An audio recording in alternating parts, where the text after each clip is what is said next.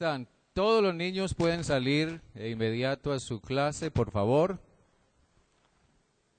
Todos los niños.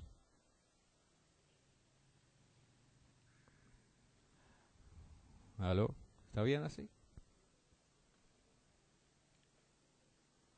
Bien, hermanos, voy a pedirles, por favor, miren conmigo en sus Biblias, en el Evangelio de Mateo, en el capítulo 25.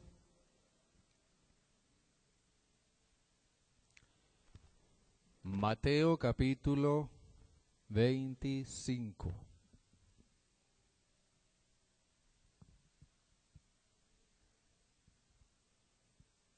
Capítulo 25 de Mateo.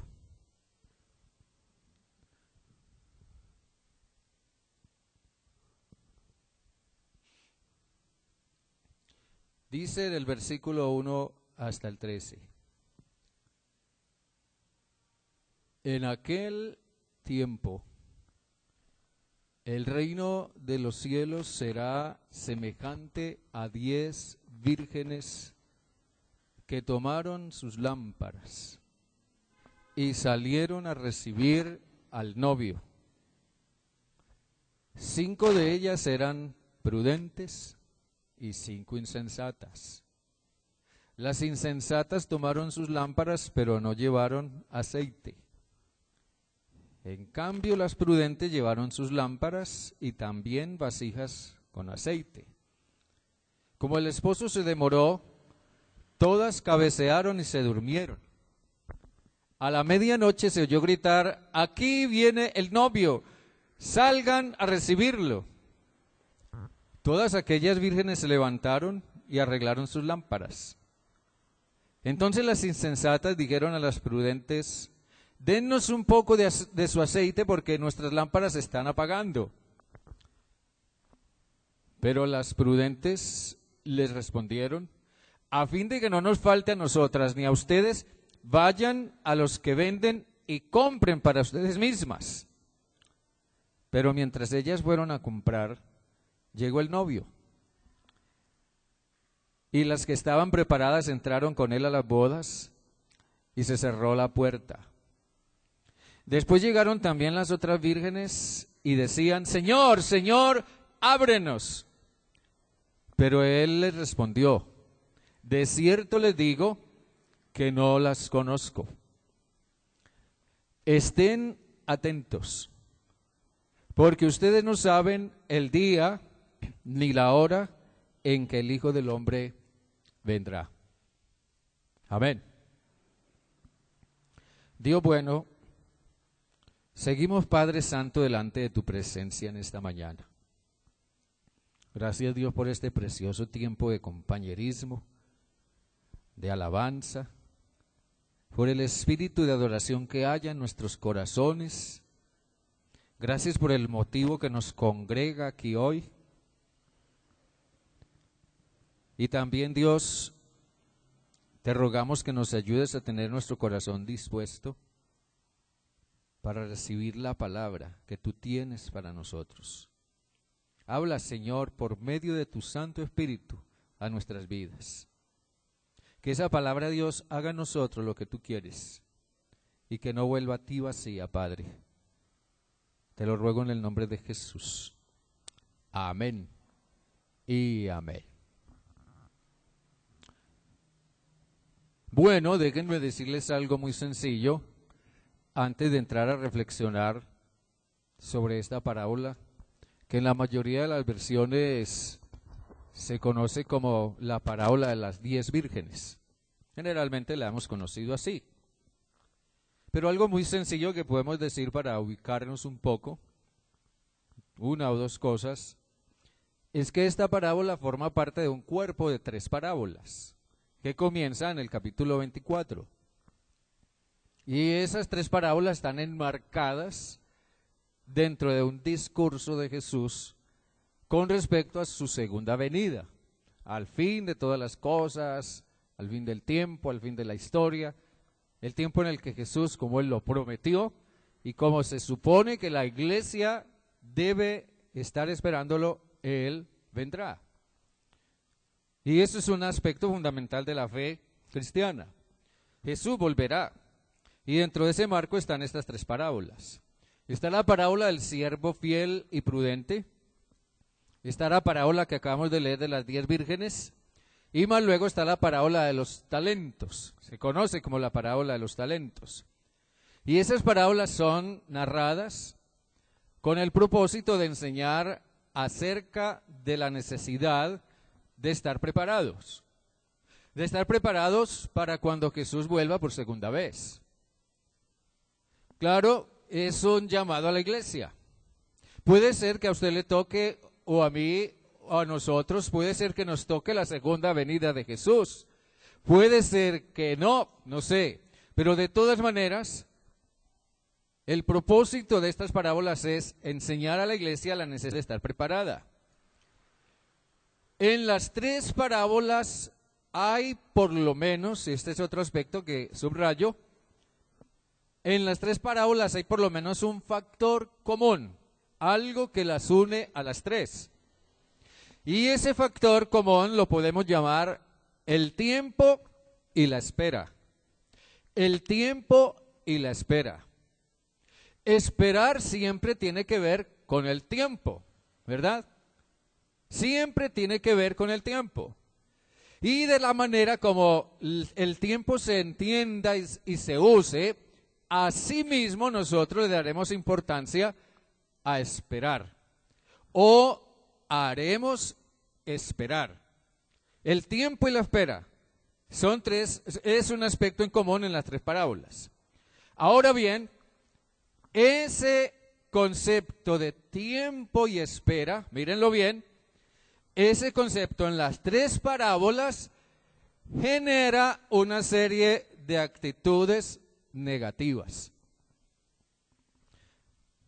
En la primera parábola genera un comportamiento violento e inmoral, pero no nos vamos a meter en eso ahora. En la segunda parábola genera cansancio y sueño. Y en la tercera parábola genera desidia. Desidia es no hacer las cosas que tenemos que hacer en el momento en que tenemos que hacerlas. Y la desidia, según la parábola de los talentos, no solamente ofende a Dios, no solamente es un pecado, sino que también echa a perder lo que Dios nos ha encomendado administrar. De todos modos, en este caso, en ese aspecto de las tres parábolas, es Dios el que se toma el tiempo para hacer que Jesús regrese por segunda vez. Algunas personas quizás se preguntan y se preocupan por qué, si Jesús prometió volver, ¿por qué no vuelve? Han pasado más de 2000 años y Jesús no vuelve aún. El apóstol Pedro también tuvo que enfrentar esa misma inquietud en los comienzos de la iglesia. Y él decía, algunos piensan que es que Dios está tardando en cumplir su promesa, pero lo que no entienden es que lo que Dios está haciendo es tener y manifestar misericordia, porque Él no quiere que ninguno se pierda, sino que todos procedan al arrepentimiento. Así que la demora en la segunda venida de Jesús es más una señal de la misericordia de Dios. Ahora bien, en estas parábolas, el peso de la tardanza y la espera es grande. No es bueno, no es buena la tardanza. Al menos nosotros entendemos que la tardanza no es buena. No es bueno esperar. No es bueno que nos hagan esperar. No es bueno que otros nos esperen. No, la tardanza no es buena. El peso de la tardanza y la espera es grande en estas parábolas. Y es tan grande el peso de la tardanza y la espera que hace que un siervo fiel y prudente se vuelva malo. Es tan fuerte el peso de la tardanza y la espera que hace que 10 vírgenes inicialmente atentas y entusiasmadas cabeceen y se duerman. Y es tan fuerte el peso de la tardanza que un siervo que recibió un talento vaya y lo esconda. Déjenme pensar un poco en lo que era una boda en el siglo I, en el mundo mediterráneo del siglo I, que es el contexto cultural del Nuevo Testamento. En el tiempo de Jesús, las bodas eran algo muy especial, eran algo muy diferente a lo que son entre nosotros, completamente diferente. Y la gente entendía una boda de una manera muy distinta a cómo lo entendemos nosotros. Pero nos faltaría tiempo para meternos en eso. No obstante, la forma de celebrar las bodas en los tiempos del Nuevo Testamento, en las culturas orientales, era algo muy singular. La novia no existía el periodo de noviazgo como entre nosotros, sino que en un momento dado el joven que se iba a casar se comprometía con la muchacha, era un compromiso entre familias y tenían que esperar por lo menos un año hasta que el joven tuviera una casa o una vivienda ya dispuesta para traer a su futura esposa. Así que llegado el día de la boda, que implicaba una serie de arreglos y de ir y venir, era una cosa bien compleja. Al fin, llegado el día de la boda, el novio se iba a la casa de la novia en compañía de su familia. La novia, por su parte, allá en su casa se arreglaba, se ataviaba con su vestido de novia según la cultura de ellos, reunía a su familia y buscaba 10 amigas, 10 muchachas que fueran muy amigas de ella para que le sirvieran de madrinas de la boda. Así que la futura esposa se preparaba en su casa con sus madrinas a esperar la llegada del novio, ¿verdad? Bueno, ellas tenían que tener paciencia porque el novio, de acuerdo a una serie de cosas culturales, el novio podía tardarse en venir por la novia lo que a él le provocara, simple y sencillamente. Así que las cosas iban marchando así. Las muchachas que servían de madrinas estaban allí pendientes de la llegada del novio. Generalmente el novio llegaba de improviso. Eso era muy peculiar en esas situaciones. Lo que nosotros encontramos aquí, en este relato de la parábola de las 10 vírgenes, es que el novio llegó de manera inesperada. Las madrinas se habían dormido cansadas en cierta forma, o por la espera o por el atareamiento que habían tenido durante el día. Pero cuando el novio llegó, o cuando el novio llegaba, las madrinas que estaban listas, junto con la familia y la novia, formaban un gran cortejo nupcial que se iba por las calles de la ciudad hasta la casa del novio. En este caso particular, 5 muchachas no estuvieron listas como se esperaba en el momento en que el novio llegó, y otras 5 sí estaban listas. Por tanto, se fueron con el novio y la novia y la familia en el cortejo nupcial hasta la casa del novio. Cuando las otras muchachas al fin consiguieron prender sus lámparas, entonces regresaron, ya el cortejo se había ido y corrieron detrás del cortejo, pero cuando llegaron a la casa del novio, ya la puerta estaba cerrada.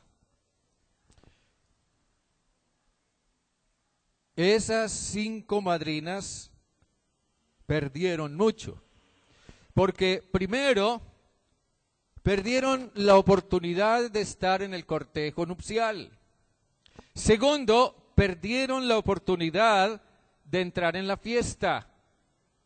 Tercero, perdieron la oportunidad de ser leales en su amistad a la amiga que se casaba, que había confiado en ellas. Y cuarto, resultaron siendo una vergüenza para el novio.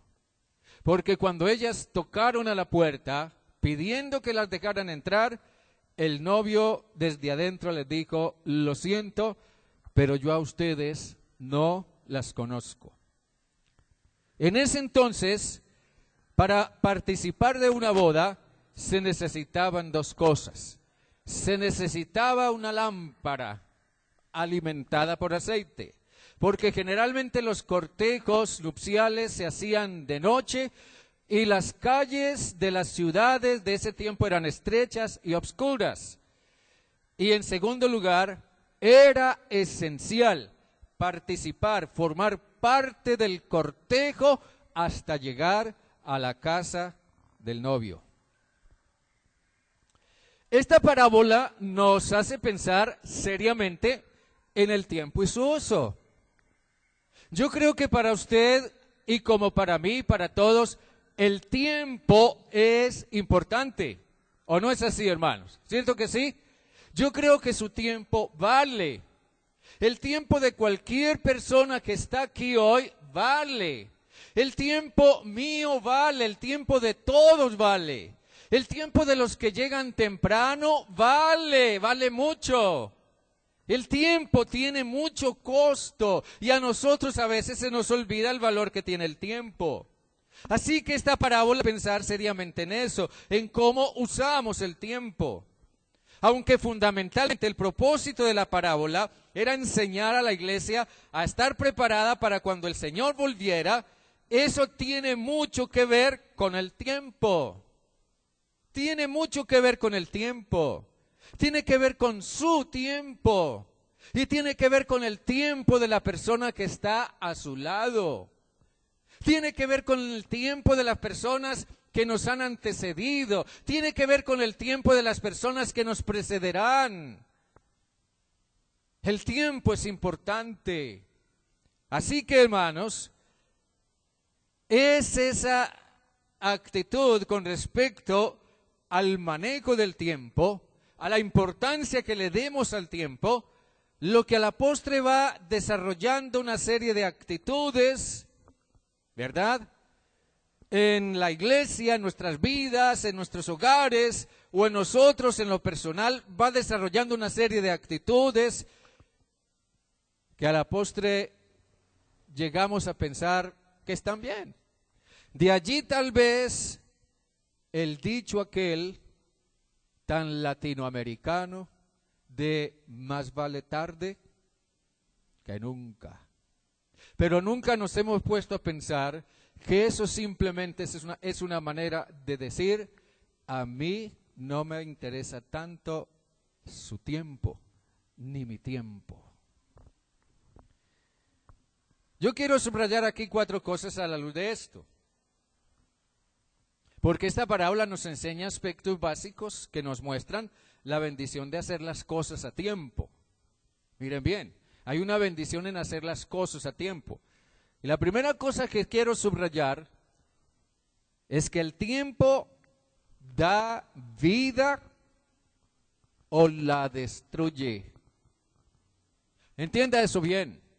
El tiempo da vida o la destruye. Por ejemplo, el tiempo hace que se forme un tierno bebé en el vientre de una madre. Eso es cuestión de tiempo. Y cuando ese tierno bebé nace, es un motivo de alegría generalmente muy grande.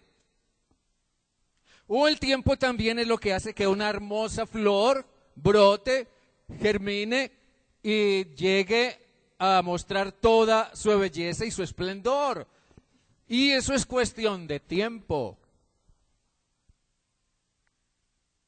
Yo tengo aquí una pequeña mata de orquídeas. Hace tiempo la tengo ahí, en ese jardín.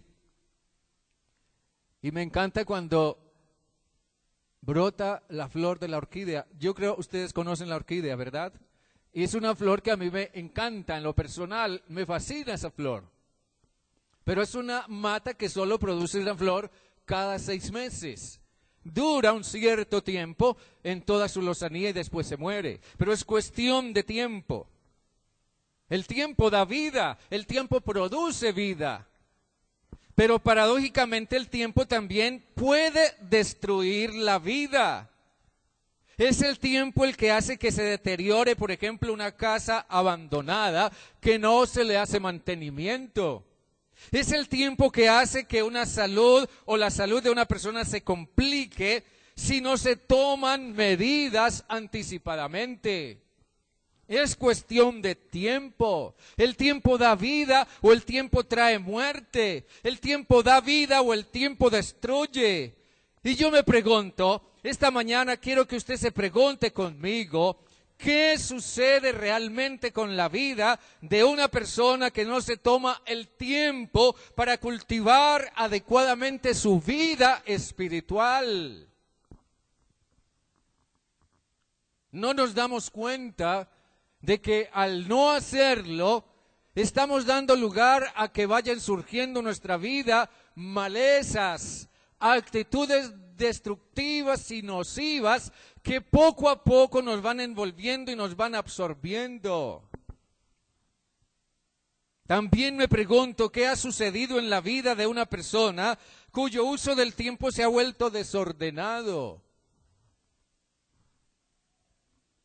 Porque a veces como que perdemos el entusiasmo, perdemos la motivación y de pronto le vamos dando lugar al conformismo y a la superficialidad de nuestra vida espiritual. Saben, hermanos, el hecho de que Jesús aún no vuelva hoy, miren bien, el hecho de que Jesús aún no vuelva ha hecho que la iglesia asuma una actitud pasiva, absorbida en lo cotidiano. Eso es una realidad. Jesús dijo que su segunda venida será inesperadamente, así como llega el ladrón en la noche.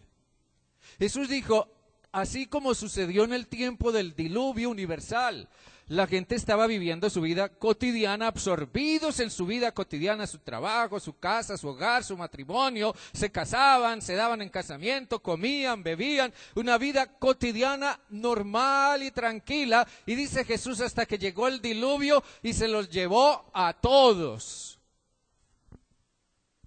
El hecho de que Jesús aún no vuelva ha hecho que la iglesia hoy asuma actitudes parecidas a esa. Al punto de que ya no nos afana, ya parece que no le afana tanto a la iglesia el pensar que Jesús puede venir en cualquier momento. Y al parecer, esa actitud de pensar, bueno, yo no creo que Jesús venga ahora. Yo les digo sinceramente, yo no sé. Jesús dijo, nadie sabe el día ni la hora en que yo habré de volver por segunda vez. Ni siquiera los ángeles en el cielo lo saben. Pero déjenme subrayar esto que quiero decirles aquí. La actitud que nace de pensar que al fin de cuentas Jesús no va a venir tan pronto como nos parece, se refleja en no afanarnos, en vivir de tal manera como si el Señor fuera a venir hoy mismo. ¿Me entiende lo que digo? Amén. En los comienzos la iglesia cristiana tenía la certeza de que Jesús iba a venir en su propia época. Y tan profundamente estaba arraigada esa convicción que muchos creyentes no estaba bien hacer eso, pero Pablo después les llamó la atención fuertemente, pero muchos creyentes en algunas iglesias dejaron de trabajar, renunciaron a su trabajo, otros vendían las cosas que tenían y todo eso porque ellos tenían la certeza de que Jesús iba a venir en su momento.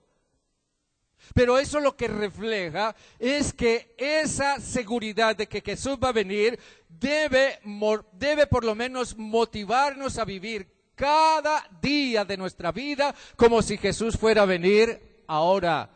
Y la pregunta es, si Jesús viniera ahora por su iglesia, ¿cómo nos encontraría?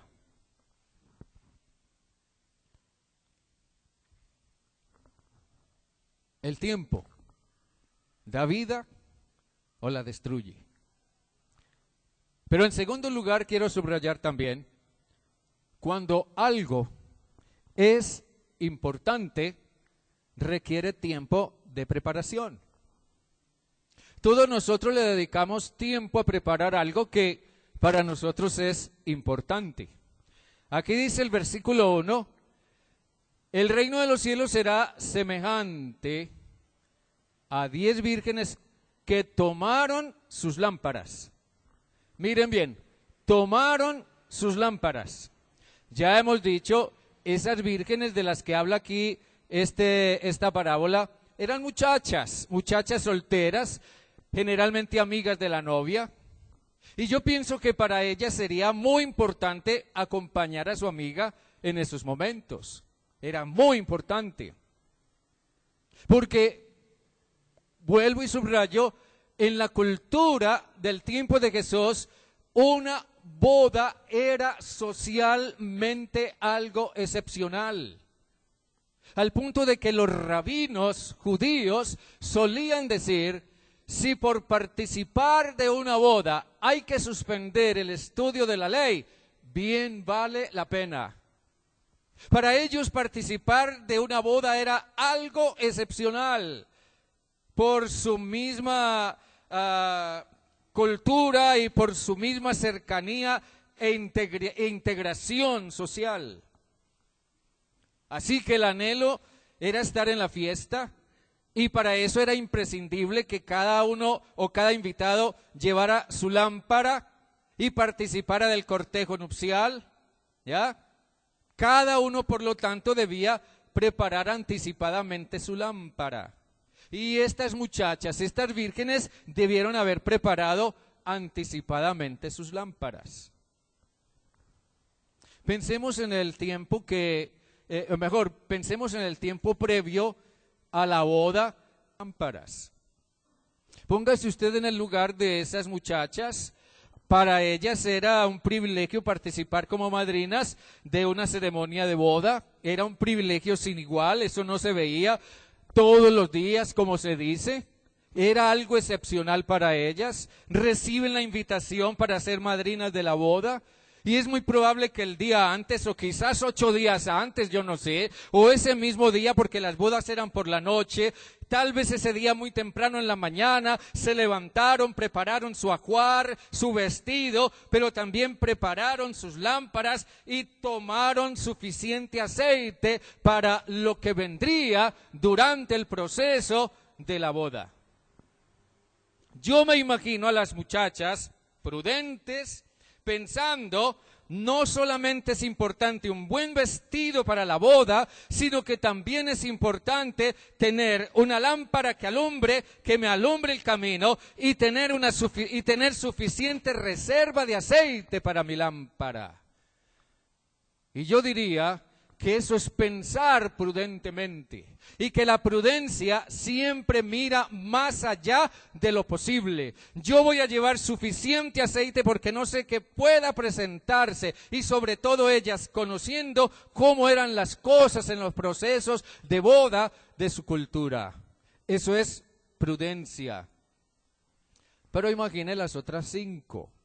Las otras 5 eran insensatas. Igualmente recibieron la invitación a ser madrinas de la boda, pero quizás ellas pensaron que eso era algo que podían manejar de una manera superficial, de una manera ahí de último momento. Tal vez durante los 8 días antes no se acordaron del compromiso que tenían con la boda, no se prepararon mentalmente, no se dispusieron. Tal vez el día en que se celebraba la boda se ocuparon en diferentes cosas, en diferentes oficios, se absorbieron en otras cosas hasta que a última hora se acordaron, yo tengo un compromiso, tengo una boda, y corrieron a su casa, se pusieron el primer vestido que encontraron y tomaron la lámpara a la ligera y salieron pensando, con la reserva que esta lámpara tenga de aceite me alcanzará, pero no pensaron en lo que podría presentarse. Eso es insensatez.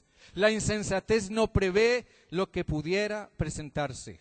Saben, hermanos, si usted analiza bien el desenlace final de la parábola de un grupo de muchachas que entran felices a la fiesta de boda y otro grupo de muchachas que se quedan golpeando la puerta avergonzadas, eso simplemente significa que ese desenlace que ellas tuvieron comenzó mucho antes de salir a esperar el novio.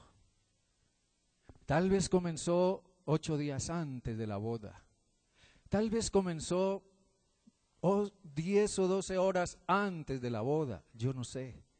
Pero comenzó mucho antes. ¿Cuántos de nosotros nos esmeramos en preparar con el debido tiempo muchas cosas? Por ejemplo, ¿quién prepara una fiesta a última hora? ¿Una fiesta de cumpleaños? ¿O una fiesta de boda? ¿O una fiesta de tantas fiestas que nos gusta hacer? ¿Quién prepara una buena fiesta de tal modo que todo salga bien a última hora? ¿Quién prepara un paseo a última hora? ¿Quién prepara un tour a Santa Marta o a algún otro lugar a última hora? ¿Quién piensa en una cita médica a última hora? ¿Quién piensa en una entrevista laboral a última hora? ¿Quién puede llegar donde el médico y decirle, llegar donde el médico tarde, 15 o 20 minutos o media hora tarde y decirle, doctor, lo siento, es que estaba muy ocupado, por favor atiéndame? No te van a atender. Muchas veces tenemos que reconocer, perplejos, que le estamos dando a Dios el tiempo que nos sobra, cuando Dios está pidiendo de nosotros lo mejor, lo excelente. Amén, hermanos. Mire conmigo ahí en el libro del profeta Malaquías, por favor. Abra su Biblia ahí en Malaquías en el capítulo 1. Malaquías capítulo 1. Este capítulo 1 de Malaquías refleja lo que era la exigencia de Dios para quienes quisieran o tuvieran la disposición de adorarlo. Y Dios les exige que ellos den muestras de adoración excelente. Dios había establecido, si alguien quiere venir para adorarme, si alguien quiere venir para venerarme, si alguien quiere venir para exaltarme, tiene que ofrecer un sacrificio perfecto. Y generalmente los sacrificios eran cierto tipo de animales. Un cordero, o un pequeño cabrito, o un ternero, pero debía ser perfecto. El animal debía ser íntegro, perfecto, excelente, porque era para honrar a Dios. Pero el pueblo de Israel se olvidó de eso. Por eso dice aquí, el hijo honra al padre, dice Malaquías 1:6, el hijo honra al padre y el siervo respeta a su señor. Pues si soy padre, ¿dónde está la honra que merezco? Y si soy señor, ¿dónde está el respeto que se me debe?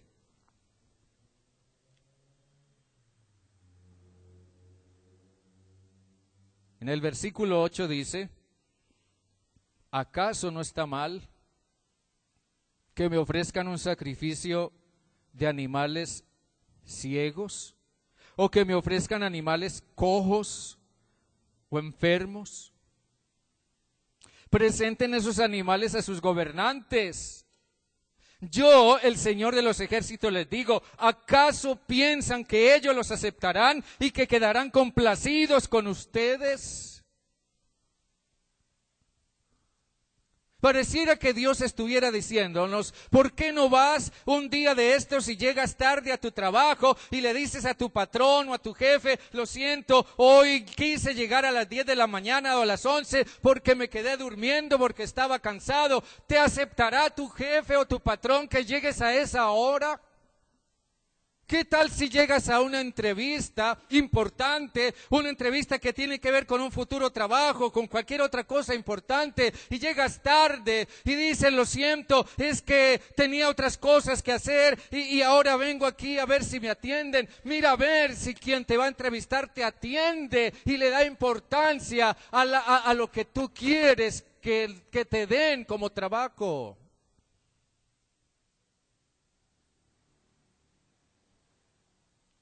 Nosotros solemos hacer un sinfín de cosas y después salimos corriendo para el culto. O pensamos lleguemos al culto o después de la escuela bíblica para que al menos alcancemos algo de lo que se hace por parte de la iglesia.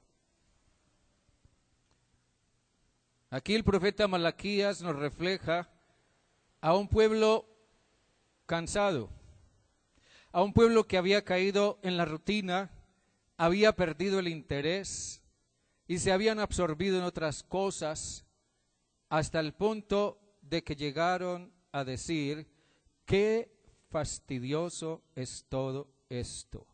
Y me desprecian y me traen como ofrenda animales robados, cojos o enfermos. ¿Acaso voy a aceptar que me presenten eso? Lo digo yo, el Señor de los ejércitos.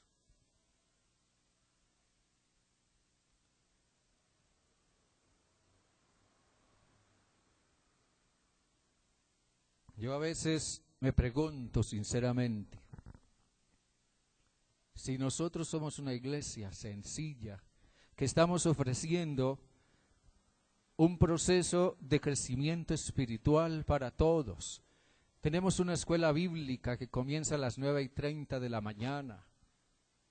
Y gracias al Señor por quienes han estado siendo fieles a esa escuela bíblica y se han beneficiado de todo lo que la escuela bíblica ofrece.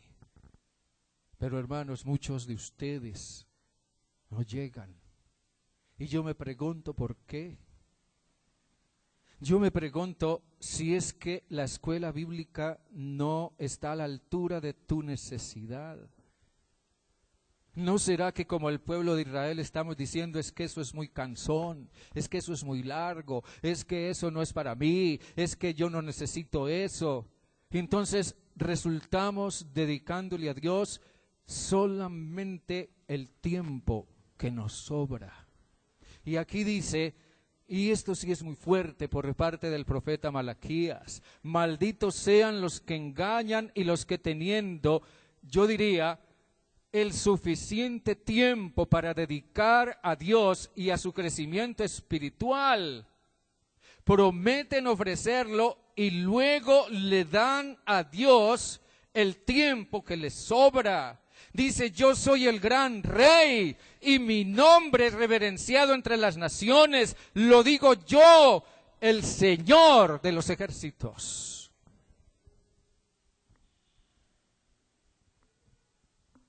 Jesús enseña entonces que si para su iglesia el reino de los cielos es importante, entonces le dará prioridad en el uso de su tiempo.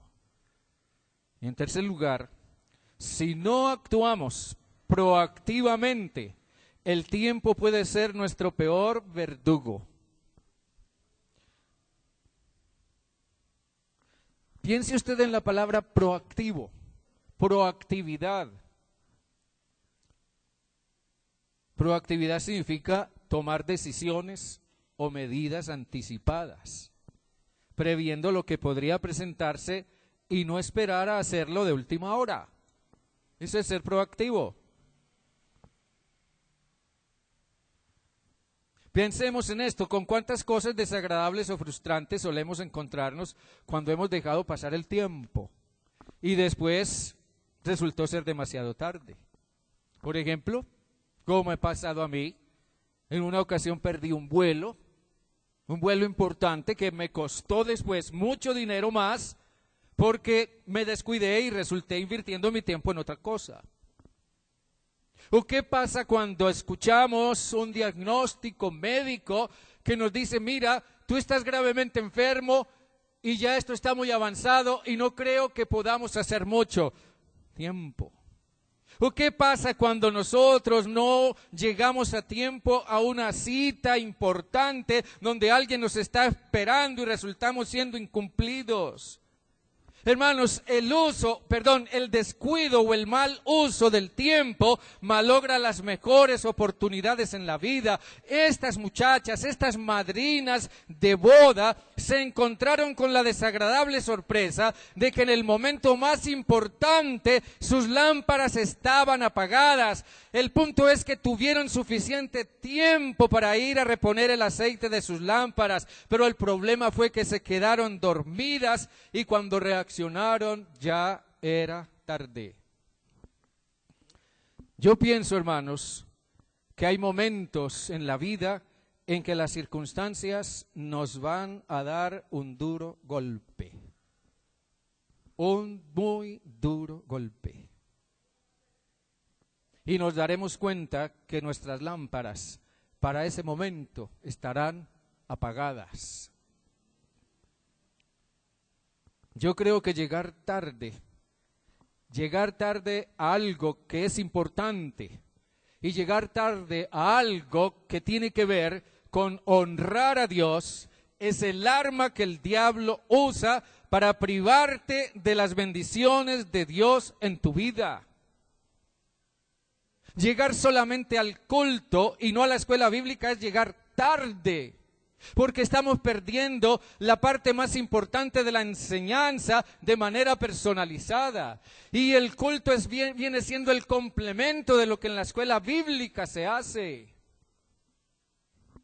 Y en ese sentido el diablo te está privando de la bendición de aprender, de crecer y de avanzar a través de la enseñanza bíblica. Llegar tarde hace que el diablo te lleve a perder lo que es el valor de la alabanza, el valor de la celebración de la cena o tal vez gran parte de la predicación. Sí, nosotros pensamos que somos los que tenemos en nuestra mano el control. No, yo voy cuando yo quiera, yo llego a la hora que yo quiera, pero se nos olvida que detrás de eso hay alguien que se llama Satanás, que también tiene en su mano el control, y es él el que dice, no, por cuanto tú eres una persona débil, descuidada y superficial, tú harás lo que yo diga y llegarás cuando yo diga y a la hora en que yo diga. Hermanos queridos, déjenme terminar diciendo, usar sabiamente el tiempo nos da acceso a las mejores oportunidades. Piensen ustedes, ¿quiénes fueron las que entraron a la fiesta? ¿Quiénes fueron las que entraron a la fiesta?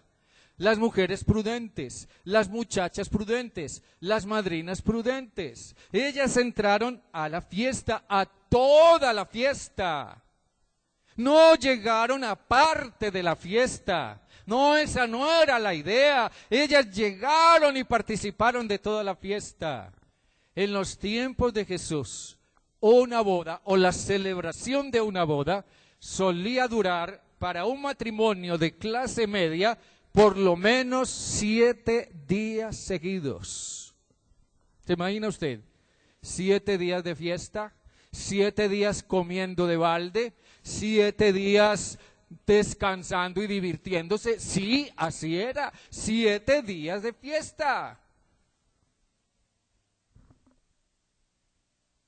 Entraron a la fiesta las que estaban preparadas, según nos dice el versículo 10. Y ni qué decir de las demás, que aparte de quedarse vestidas y alborotadas, resultaron ser la vergüenza del novio. Preguntémonos, hermanos, ¿qué tan importante es estar en la fiesta? ¿Acaso no es lo que hace la iglesia una fiesta? ¿Amén? ¿Y nuestra fiesta a qué horas comienza? ¿A qué hora? A las 9:30 de la mañana comienza nuestra fiesta. Yo pienso que para estas muchachas era muy importante estar en la fiesta, porque era una forma de demostrar fidelidad. Fidelidad a la amistad con su amiga, la novia. Y era una forma también en la cultura oriental de mostrar respeto y honra al novio. En esta parábola el novio representa a Jesús y las muchachas representan a la iglesia. Y en la iglesia hay personas sensatas y prudentes, pero también hay personas insensatas y descuidadas. La pregunta es, ¿qué tanto estoy honrando yo a Jesús, el novio, quien un día vendrá por su iglesia? Sí, era importante participar de la fiesta porque era una forma de demostrar fidelidad como amigas de la novia, y es esa fidelidad lo que hace que ellas estén listas a tiempo, se preparan a tiempo, tienen en mente, se anticipan o ya han predeterminado en su mente y en su corazón: siempre voy a llegar a tiempo, cueste lo que cueste. Claro, nadie está libre de sufrir a veces inconveniencias o cosas que se presentan con las que no contamos, o situaciones en las que de pronto nos vemos atrancados o que nos impiden llegar a un compromiso. Sí, eso pasa, nos pasa a todos, me ha pasado a mí, pero el problema es que cuando eso se vuelve un hábito en nuestra vida, sí se convierte en un verdadero problema. Hermanos, ¿estaremos siendo víctimas del peso de la espera? Yo creo que ese factor puede estar generando en nosotros una serie de actitudes o comportamientos que se van volviendo comunes en la cultura de la iglesia. Sí, se vuelve común llegar tarde, al fin de cuentas eso es cosa mía, al fin de cuentas yo no dependo de nadie, yo no voy a darle gusto a nadie, supuestamente voy a honrar a Dios, yo me acostumbro a llegar tarde porque al fin de cuentas los latinoamericanos tenemos esa costumbre, nosotros no somos como los ingleses que son puntuales en su hora, no, nosotros somos latinos, pero yo me pregunto, ¿hay diferencia? O mejor, ¿no es diferente ser latino que ser cristiano? ¿O por qué mejor no ser un latino cristiano conforme nos enseña la palabra de Dios?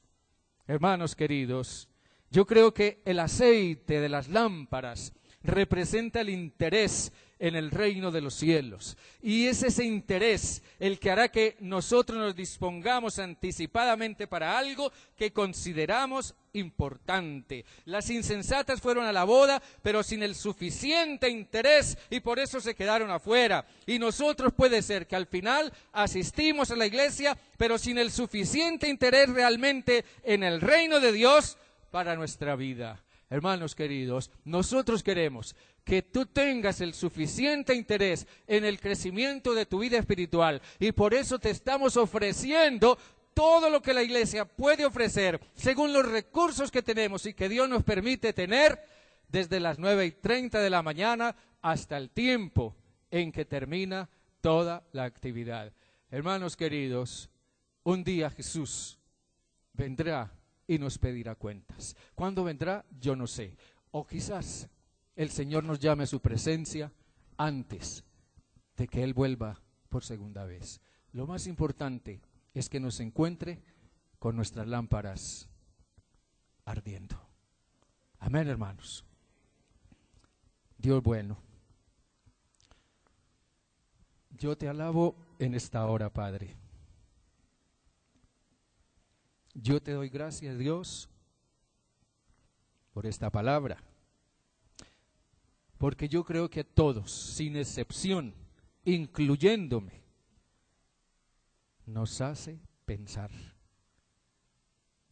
Y más vale, Señor, que pensemos, que de verdad esto nos inquiete, que de verdad esto nos haga evaluar, examinar, mirar cómo es que estamos usando nuestro tiempo y cuál es el tiempo que te estamos dedicando a ti.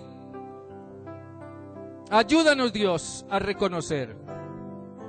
Ayúdanos a reconocer, oh Padre, que no siempre te hemos honrado como tú mereces, porque tú eres Dios, Dios soberano, Dios santo, porque no hay otro Dios sobre la tierra, porque tú mereces, Señor, toda nuestra honra, nuestra lealtad.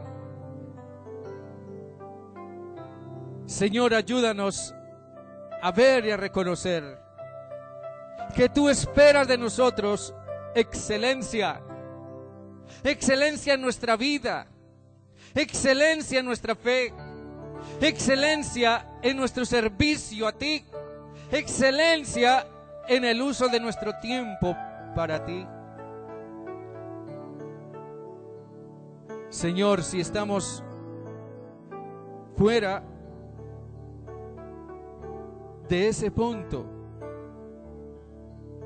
no estamos valorándote a ti como tú mereces. Necesitamos pensar, Dios, volver a pensar quién eres tú realmente. El pueblo de Israel se había olvidado de eso. Y de allí el llamado de atención de Dios. Si ustedes dicen que yo soy padre, ¿dónde está mi honra? Dios, ayúdanos a examinar cómo estamos andando realmente. Y solo te ruego, Dios, que perdones todos nuestros pecados y sobre todo nuestro mal uso del tiempo